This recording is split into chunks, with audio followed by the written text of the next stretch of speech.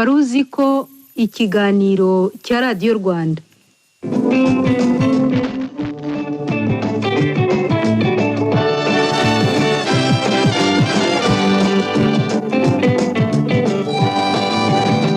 tubashimiye ko murimo kutwumva. Iyi nkuru ni inkuru y'urubuga nkoranyambaga rurimo gucamo isi ibice, rugateranya ibihugu by'ibihangange kandi rukarangaza urubyiruko. TikTok, urubuga nkoranyambaga rwaciye uduhigo twose dushobora gucibwa n'urubuga rwa internet. Ndabasuhuje, nitwa Ismael Mwanafunzi. Kuva mu mwaka wa 2017 ubwo uru rubuga nkoranyambaga rwashingwaga, ntabwo uru rubuga rwahagaritse gutumbagira. Mu myaka 7 yonyine uru rubuga rufite abantu miliyari 2 na miliyoni zirenga 10 barwiyandikishijeho. Abarenga 1/2 cyaba barukoresha mu buryo buhoraho buri kwezi. Iminota buri umwe mu barukoresha arumaraho buri munsi nayo yikubye inshuro zirenga 2. Mu 2019 buri muntu mu bakoresha TikTok yayimaragaho nibura iminota 27 n'amasegonda 28 buri munsi. Ni ukuvuga kumwurebaho ukongera ukabika ukaza kongera kurebaho. Iyo babaza impuzandengo basanga nibura ari iminota 27 buri munsi. Ahari mu 2019 uyu munsi buri umwe mu bakoresha TikTok ayimaraho iminota 58 n'amasegonda 28 buri munsi. Twese uko turi hano, utari kuri TikTok azi umuntu umwe cyangwa se benshi bakoresha TikTok mu buryo buhoraho. Uyu munsi abanyamerika bakoresha TikTok ni miliyoni 170. Abanyaburayi nabo bararenga izi miliyoni. Iyi ni imibare izindi mbuga nka Instagram zakoresheje imyaka irenga 10 kugira ngo ziyigereho. Mu gihe uku gukora kwa TikTok gusa no kutiteguye guhagarara, guverinoma z'ibihugu byo mu Burayi na Amerika zirahangayitse cyane, ndetse ubu ngubu hashize imyaka 4 yose hari uguhangana hagati y'ibi bihugu birangajwe imbere na Leta Zunze Ubumwe za Amerika n'uru rubuga rwa TikTok. Ibi bihugu bihangayikishijwe cyane n'uru rubuga nkoranyambaga rw'Abashinwa rwabashije kwinjira muri telefone zanyu mwese. Mu by'ukuri ni iki cyihishe inyuma yo kuguhangana kw'ibi bihugu n'urubuga rwihebewe n'abato rwa TikTok? Ni iki cyihishe inyuma y'izi video zose zo kuri TikTok? Inyuma ya za challenge z'indirimbo zikunzwe, inyuma y'izi video zo kwigana abaririmbyi n'ibindi byamamare. Kubera iki Leta Zunze Ubumwe za Amerika, Ubufaransa, Ububirigi, Canada, Ubwongereza ndetse n'inteko ishinga amategeko y'umuryango w'ubumwe bw'Uburayi bose bashaka guhagarika ikoreshwa rya TikTok muri ibi bihugu? Ubundi ubu bushobozi barabufite? Tubahaye ikaze.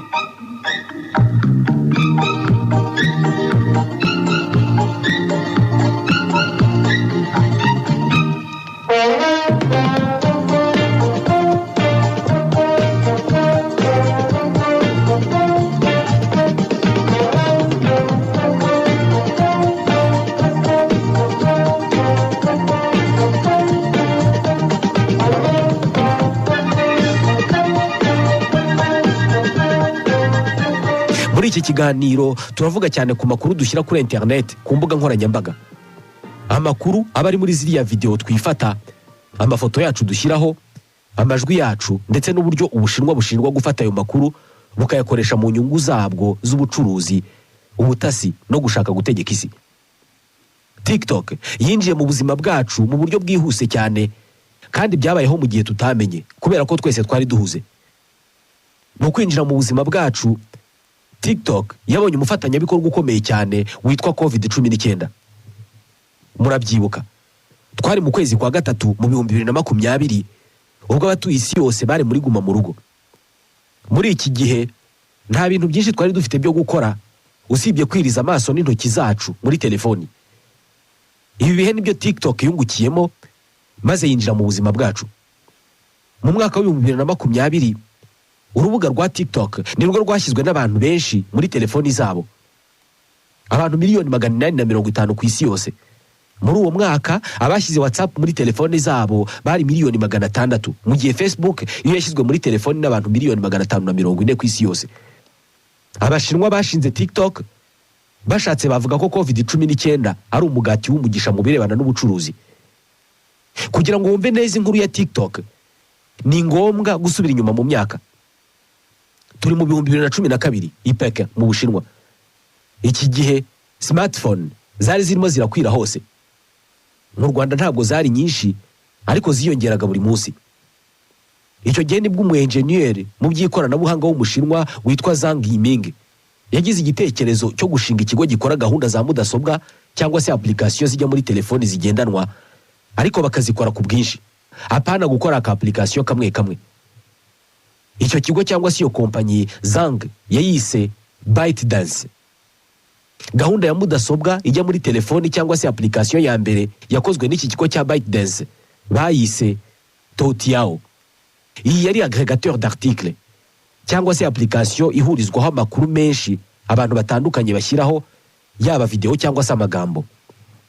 Toutiao ni ururimi rw'ikimandare bisobanuye le titre du jour cyangwa se inkuru nyamukuru z'umunsi.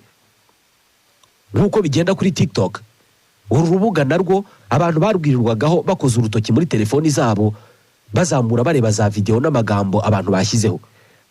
Umuntu akaba yakwiriza umunsi wose ari muri ibyo. Itandukaniro ryari rihari ryari uko kuri Toutiao ibyo abantu bashyiragaho byabaga ari amakuru gusa, ho nta tuvideo two kwigana, gusetsa no guceza twabagaho. Yifashishije Toutiao, Zhang Yiming yaje kubaka ikoranabuhanga rigezweho rikora neza kandi rifite ubushobozi bwo kubata umuntu wese urikoresheje. Kubazi by'ikoranabuhanga nibyo bita algoritme. Yubatse algoritme y'igitangaza. Buhoro buhoro uyu mu-enjeniyeri yaje kwibwira ko byaba byiza iri koranabuhanga ryifashishijwe mu bindi bintu bitari ugutangaza amakuru.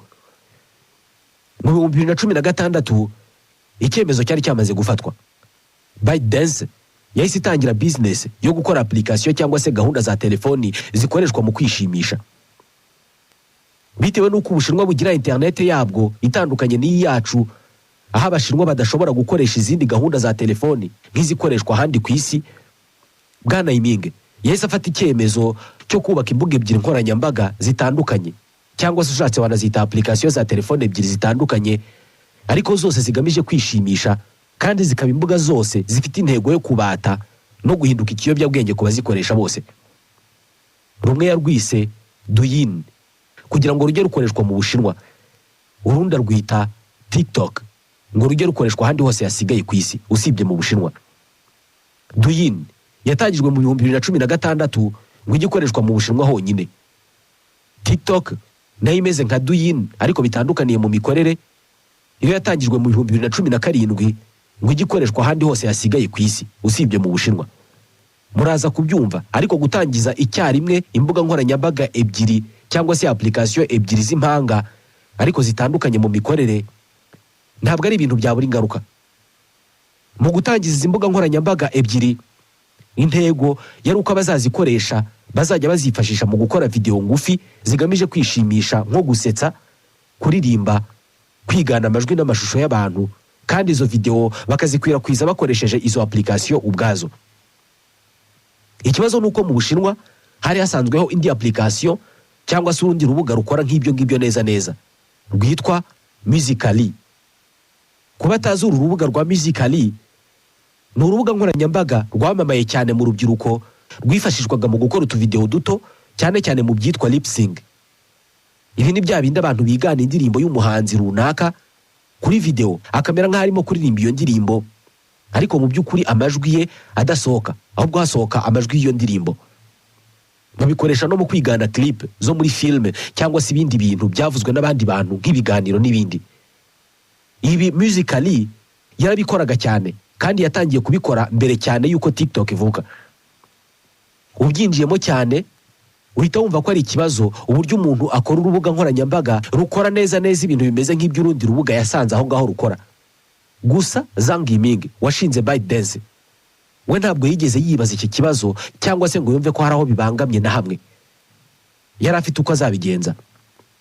Kugira ngo TikTok yamamare ku isi hose, ByteDance yaguze Musical.ly yihuza na TikTok biba urubuga rumwe. Mu 2018 miliyoni z'abajene basanzwe bakoresha imbuga nkoranyambaga zisanzweho bari bamaze kubona izina rishya, aba TikToker. Uko kugura Musical.ly muraza kubibona ko byahinduye ibintu byinshi kuri TikTok. Uru rubuga rwa TikTok rwakomeje gukura ku muvuduko munini cyane kandi mu gihe gito kugera ubwo rwisanze rurimo gukurikiranwa hafi na guverinoma hafi ya zose z'isi.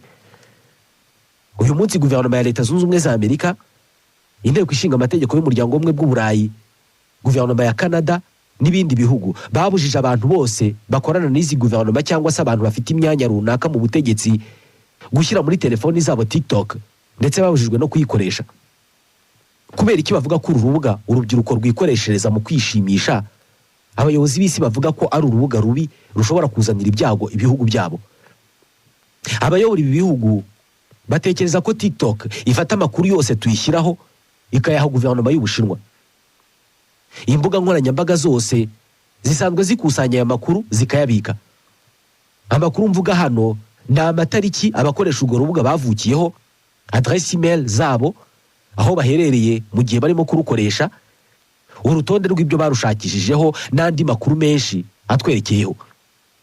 Aya makuru yose tuyatanga kuri izi mbuga nkoranyambaga tubizi cyangwa se tutabizi, tubishaka cyangwa tutabishaka. Niba uri ku mbuga nkoranyambaga aho waba uri hose, nta hantu wacikira ibi ngibi byo gutanga amakuru yawe bwite. Izi mbuga zose zirabikora, ariko bitandukanye na babyara bayo bo muri Amerika. TikTok ishinjwa n'umuryango mpuzamahanga gukorana bya hafi n'ubutegetsi bw'Ubushinwa. Ubutegetsi umuryango mpuzamahanga ushinja kuba ubw'igitugu. Ubutegetsi bushinjwa gukora ibikorwa bibangamira uburenganzira bw'abantu, bukabuza abantu kugera ku makuru no gutangaza amakuru, kandi bugakora ubutasi bukoresheje ikoranabuhanga. Aba banyaburayi n'abanyamerika bavuga ko kuba ByteDance ifite TikTok ikorana bya hafi n'ubutegetsi bw'Ubushinwa, ubwo bivuze ko amakuru yacu yose TikTok ifata ihita yaha guverinoma y'Ubushinwa, bityo Ubushinwa bukaba buzi neza ubuzima bw'abantu miliyari 2 bose bakoresha TikTok. Ubu bushuti n'imikoranire hagati ya ByteDance na guverinoma y'Ubushinwa koko buriho, cyangwa n'ubwoba bw'abanyaburayi n'abanyamerika? ByteDance is not owned or controlled by the Chinese government. It's a private company. 60% of the company is owned by global institutional investors. Bwana Shuzi Chow, umuyobozi wa TikTok, iki kibazo barakimubajije maze ati ByteDance ntabwo ari iya Leta y'Ubushinwa kandi nta nubwo igenzurwa na Leta y'Ubushinwa. Ati ni kompanyi yigenga. 60% by'imigabane y'iyi kompanyi bifitwe n'abashoramari mpuzamahanga. 20% ifitwe n'uwayishinze, hanyuma indi 20% yifitwe n'abakozi bayo bari hirya no hino ku isi. Ni ukuvuga ko 60% by'imigabane yose ya ByteDance ariyo yabyaye TikTok ifitwe n'abashoramari mpuzamahanga biganjemo abanyamerika.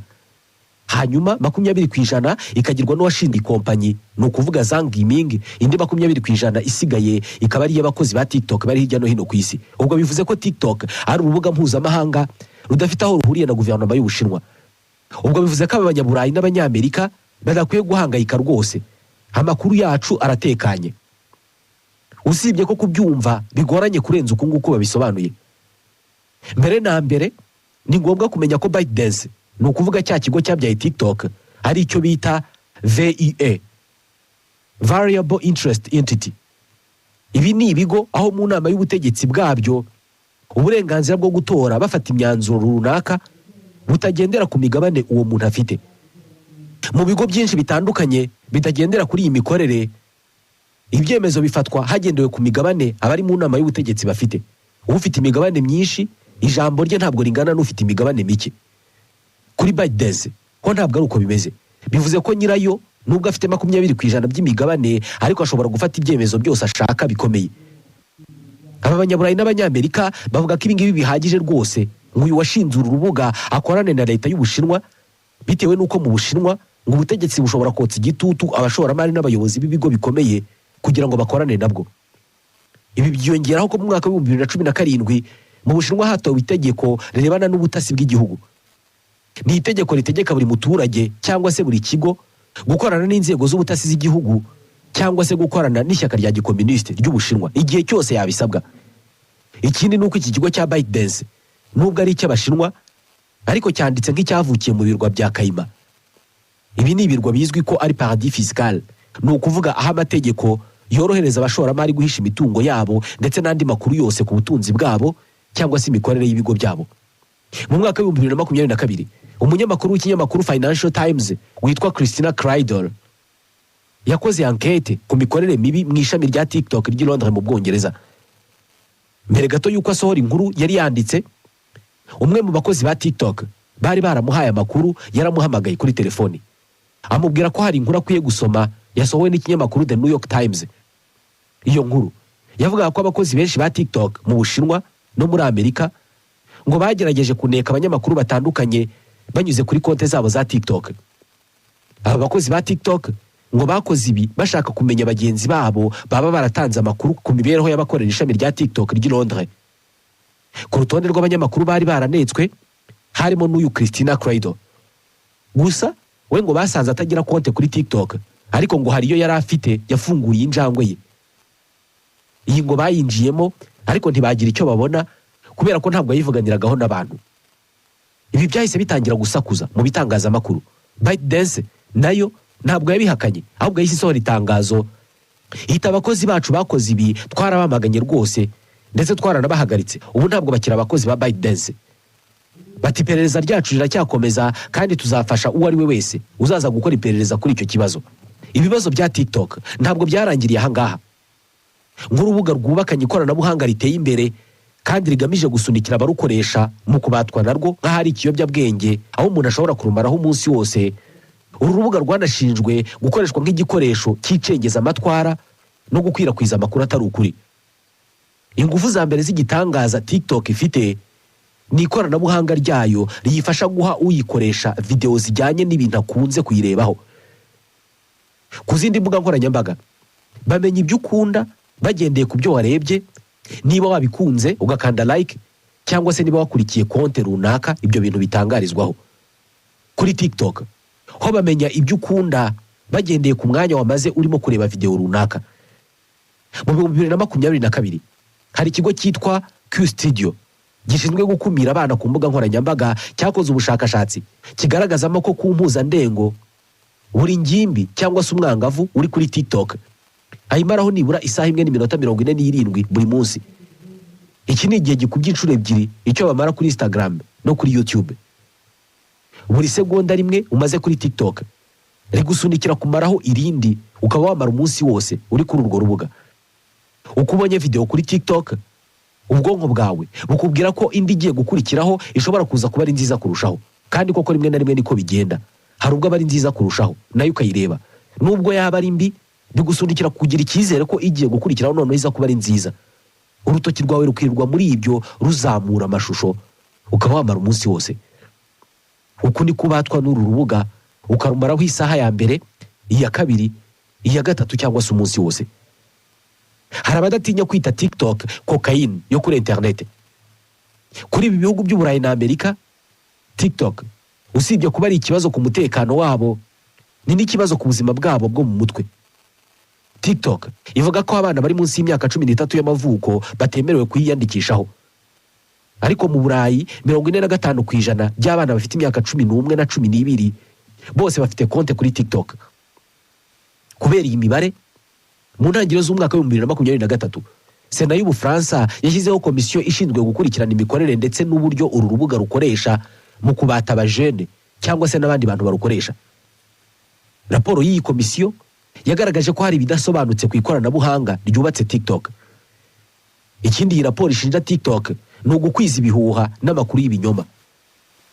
Mu kwezi kwa cyenda mu 2022 ikigo cy'abanyamerika cyitwa NewsGuard gikora ibyo kurwanya ibinyoma n'ibihuha kuri internet cyavuze ko 20% bya video zigaragara kuri TikTok ziba ari ibinyoma, zirimo amakuru atuzuye cyangwa se zikaba ari video zo guca igikuba. Ibi bimeze uku nyamara mu bihugu nk'Ubufaransa, Umufaransa umwe kuri batatu mu bafite imyaka iri hagati ya 16 na 30 avuga ko amakuru yose abona ayakura kuri TikTok. Uku gukwirakwiza amakuru atari ukuri ntabwo bireba urwenya abantu bashyiraho cyangwa se amakuru y'imyidagaduro gusa. Nk'urugero, intambara iriho uyu munsi ishyamiranyije Uburusiya na Ukraine yatangiye mu kwezi kwa kabiri mu 2022. Iyi ntambara igitangira kuri TikTok hahise hatangira gutangazwa amafoto ya perezida wa Ukraine Volodymyr Zelensky yambaye imyambaro ya gisirikari irimo gilet pare-balle na casque nk'ahari ku mirongo y'imbere ku rugamba. Usibye ko aya mafoto yakwirakwijwe kuri TikTok yafashwe mu kwezi kwa kabiri mu 2021, umwaka umwe mbere y'uko intambara yo muri Ukraine itangira. Ni amafoto na video byafashwe ubwo Perezida Zelensky n'abadiplomate b'ibihugu by'Uburayi basuraga Donbass. Aya mafoto yakwirakwijwe kuri TikTok, maze abashyigikiye guverinoma ya Ukraine bayifashisha nk'igikoresho cy'icengezamatwara. Uru rubuga rwose rwakoreshejwe nk'igikoresho cy'intambara haba muri Ukraine no mu burasirazuba bwo hagati ahakomeje intambara n'uyu munsi. Bivugwa ko mu Burusiya iyi ntambara igitangira hafunguwe konte 500 za TikTok zigamije gukwirakwiza amakuru atari ukuri mu kugaragaza ibibera ku rugamba ndetse no kugaragaza impamvu z'iyi ntambara ubwayo. Ibi byose nibyo byatumye abayobozi b'ibihugu by'Uburayi bashyira igitutu ku bashinze uru rubuga ngo bakore ubugenzuzi ku mikoreshereze y'urubuga rwabo. Ibi ntabwo byakozwe, bituma gutekereza gufunga TikTok mu bihugu by'Uburayi na Amerika bihinduka ikintu gishobora gukorwa igihe icyo ari cyo cyose. Instagram, Facebook, X, Snapchat zose ni imbuga nkoranyambaga z'Abanyamerika zisanzwe ari ibihangange ku isi, ariko ubuhangange bwazo bwajegejwe n'urubuga nkoranyambaga rw'Abashinwa. TikTok nayo ikoreshwa nk'ikimenyetso cyo kugabanuka k'ubuhangange bwa Leta Zunze Ubumwe za Amerika. Iki gihugu kimaze imyaka irenga ikinyejana ari ushobora byose mu gisirikari, mu bukungu, mu ikoranabuhanga. Mu mwaka wa 2020 yitwaje kurinda inyungu z'Abanyamerika, Perezida Donald Trump yavuze ko agiye gufunga TikTok ntiyongere gukoreshwa muri Leta Zunze Ubumwe za Amerika keretse Biden yemeye ko TikTok igurwa n'ikigo cy'Abanyamerika. Mu yandi magambo, keretse Biden aricyo cya kigo cyabyaye TikTok cyemeye kwigurisha kuri kompanyi y'Abanyamerika. Mu yandi magambo, TikTok izakomeza gukoreshwa muri Leta Zunze Ubumwe za Amerika nibemera ko Biden iba ikigo cy'Abanyamerika aho gukomeza kuba ikigo cy'Abashinwa. Ifungwa rya TikTok yari yanarihaye itariki. So it'll close down on September 15th unless yavugaga ko TikTok izafungwa ku itariki ya 15 y'ukwezi kwa 9 mu 2020. Yavuze ko ikintu cyonyine kizatuma TikTok idafungwa ari igihe Microsoft cyangwa se ikindi kigo cy'Abanyamerika kizaba cyayiguze. Iki gihe ubutabera bwa Leta Zunze Ubumwe za Amerika bwatambamiye iki cyemezo. Trump yavuye ku butegetsi adafunze TikTok, ariko na Perezida Joe Biden yagiye ku butegetsi afite gahunda yo kuzafunga TikTok.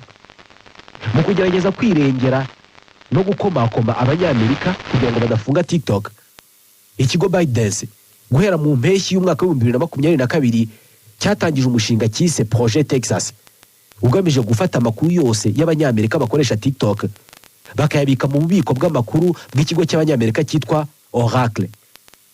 Ibi byari bigamije kwemeza Abanyamerika ko amakuru yabo rwose atazigera yoherezwa mu Bushinwa.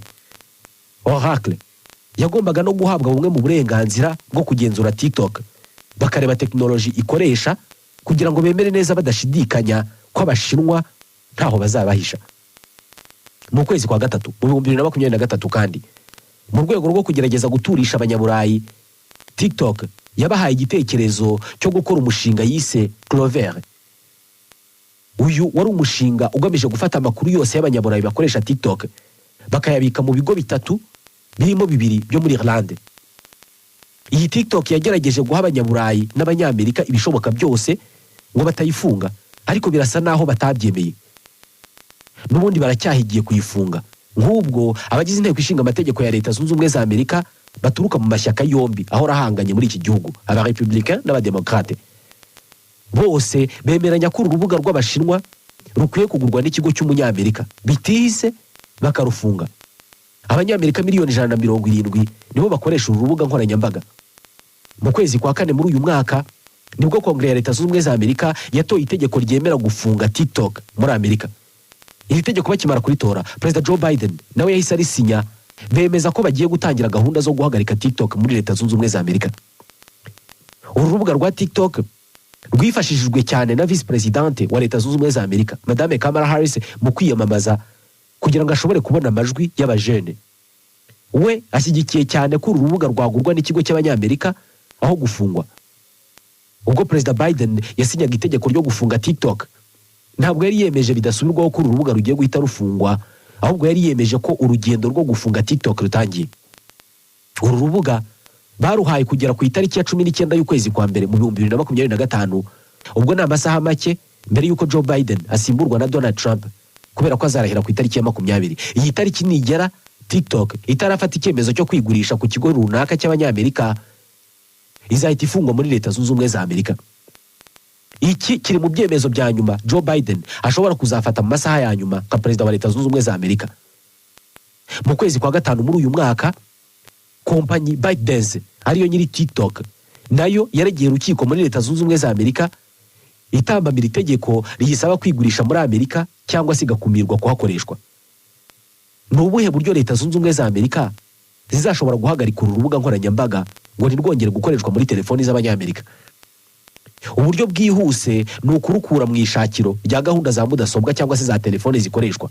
Aya mashakiro ni nka Apple Store y'ikigo Apple ndetse na Google Play Store ya Google. Uru rubuga niba rukura kuri aya mashakiro cyangwa se kuri ubu bubiko, abantu barudownloadinga cyangwa se barushyira muri telefoni zabo, nta hantu bazongera kurukura. Igihe rutakiboneka muri aya mashakiro, ubwo bizaba bivuze ko nta uzongera kurutunga muri telefoni ye. Abasanzwe barufite muri telefoni zabo nabo bizaba bivuze ko batazongera gushobora kurushyira ku gihe cyangwa se ibyitwa ku updatinga cyangwa se gukemura ibibazo rushobora kuzagira. Iri tegeko basinye rinabuza ibigo by'ikoranabuhanga by'abanyamahanga gushyira ku gihe cyangwa se ku updatinga no gutunganya imbuga cyangwa se application ziva mu bihugu nk'Ubushinwa, Uburusiya, Iran na Korea ya Ruguru. Ubu rero ni ukuvuga ko atari ibintu bidashoboka ko TikTok yahagarikwa gukoreshwa muri Leta Zunze Ubumwe za Amerika ndetse no mu Burayi. Umunsi bizabaho, umubano w'Ubushinwa n'ibi bihugu uzaba mubi cyane. Abanyamerika miliyoni 170 cyane cyane abajene bakoresha urubuga rwa TikTok bariteguye. Nta dusoreje iki kiganiro. Nitwa Ismail Mwanafunzi, ndabashimiye.